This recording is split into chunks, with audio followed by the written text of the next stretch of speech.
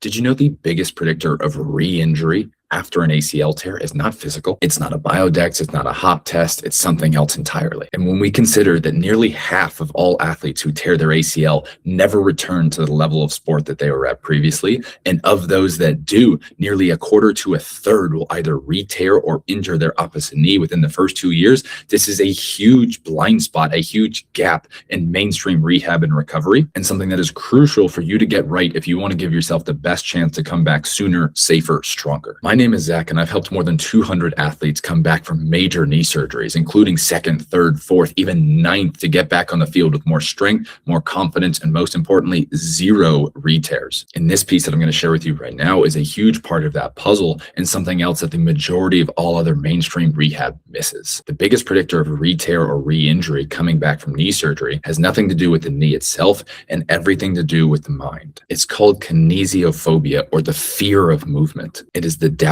or fear or hesitation you have in the back of your mind when you step out on the field. It's that decision to pull out of a tackle, or that split second of hesitation, or you trying to guard and protect your knee as you play. This is the biggest thing that actually sets you up for re-injury. And anyone who's been an athlete can actually recognize this. You know the feeling when you've had an old injury or you're hurt or you're trying to protect something. It's when you're going out there with that little bit of hesitation, you're trying to not fully exert yourself, you're trying to pull out of tackles. That's when you ironically end up getting hurt the most often. And when you're coming back from something as major as a knee surgery, it's something that's very understandable, but something that we need to address if we want to give you the best chance possible of coming back as strong, as safe, and as healthy as possible. Now, while the majority of rehab out there completely neglects this and never touches on the mental side of performance at all, the little bit of research or information that is out there suggests that this is something that is purely psychological and something that you just need to work through in the presence of a fully healthy knee. And while I think there is some truth to that, like everyone's going to have those first game jitters when you first get back out there, even when your knee is in a good place. I think a huge part of this actually comes from a lack of physical preparation in the knee. I've talked about in other videos how low our standards are for ACL rehab, how low our clearance criteria are, how common it is to send athletes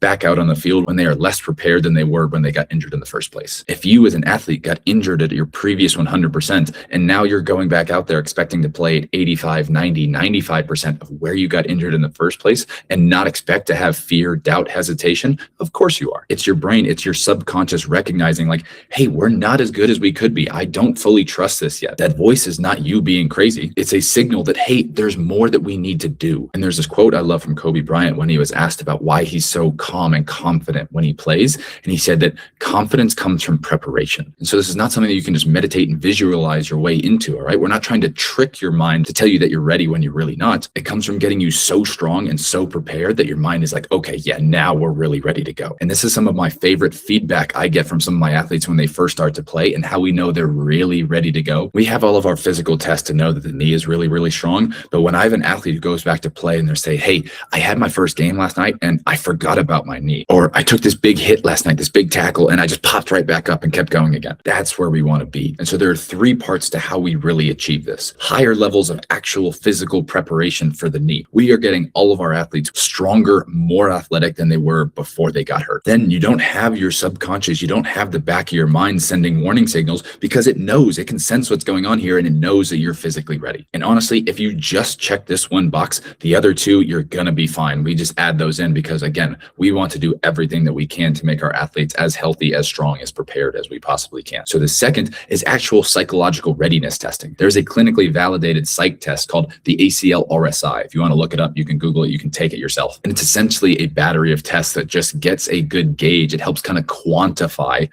where you're at mentally in terms of confidence, in terms of fear of re-injury, in terms of everything like that. And so we test our athletes periodically going through their whole recovery to see growth and improvement in that score. And so that gives us confidence even before we send them back out there for that first game that, yeah, we know psychologically they're in a good place as well as physically. And then the third is we help athletes make gradual progressions in their return to sport. This is one of the big issues as well, that athletes get cleared and then it's like, all right, good luck, ease back into things. That's it. They just kind of like jump into practice, see how that feels, and then maybe jump into a game and see how that feels. Like there's no progression, and the jumps are so big. You go from I've barely done anything to I'm just going to go back out there into full contact, and maybe some coaches or whoever are better at making those smaller graduated jumps. But if we can do that in as precise a way as we do our rehab, right? Like we have tiny little progressions for everything. We don't jump from I've never squatted to I'm putting a bar in your back. We go here and then here and here, and we take these small steps so that each one is so small. There's not this huge psychological hurdle that you have to overcome. We do the same thing for all of our athletes with our return to sport. So for our soccer players example,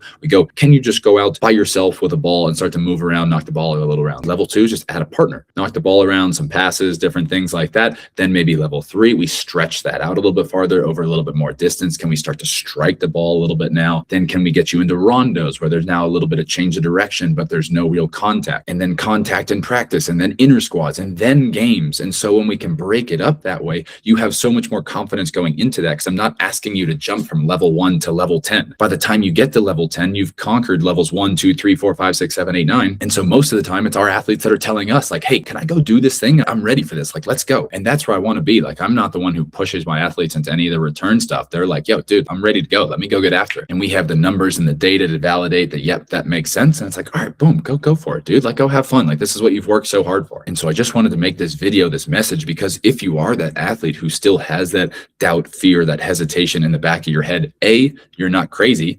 B, that's a signal that there is more work for you to do, okay? This is not something for you just to ignore and be like, oh, that's just part of the game. No, listen to yourself, trust your body, trust your intuition, and recognize that there's more that we can do in order to get you as strong as you possibly can be, to have the most success, the most fun, the most joy as you get back out onto the field. So if you want help with that process, if you want guidance going through that actual progression, send us a message, see if it's something that we can help you with. Otherwise, I'm Zach, and I'll see you in the next video. Until then, bye.